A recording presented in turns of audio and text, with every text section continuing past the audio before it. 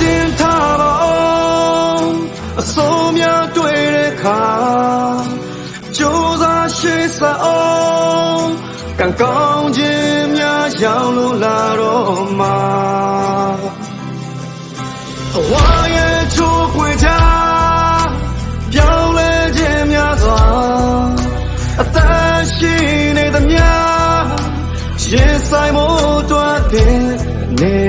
ထား